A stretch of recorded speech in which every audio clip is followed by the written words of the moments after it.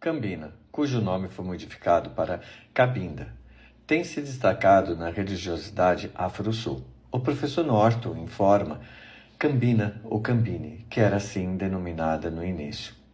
Observamos que foi nos anos 80 que a Cambina passou a ser chamada pelos batuqueiros de Cabinda, por sugestão do livro Os Fundamentos Religiosos da Nação dos Orixás, do Paulo Tadeu, que, sem estudo científico, Paulo assim indicou que deveria ser. Sabemos que as nações afro-brasileiras nasceram aqui, pois não existe batuque ou candomblé em nenhum local da África, para virem prontas de lá.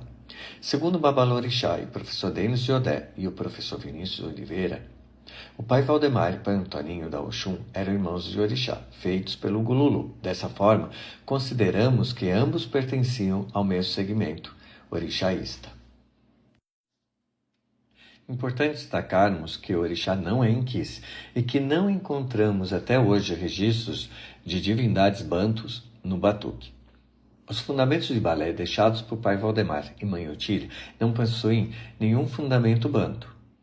Em 2020, encontramos registros da etnia Kamuka, no centro da Nigéria, bem próximo de Oió, que estavam em plena atividade no século XVI, talvez criando um vínculo do Kamuka, rei da Cambina, com o culto de Xangô aqui na diáspora. Destacamos para o fato que, segundo o pai Raul Dornelles de Xangô, o pai Valdemar era feito para Xangô Agodô, que, por possuir o Kamuka no pátio da casa, por sua vez ficou conhecido por Valdemar do Xangô Kamuka. Segue o link para acessar mais informações sobre a Cambina e a origem iorubá. Não esqueça de curtir e nos seguir. Abraço pessoal e até a próxima.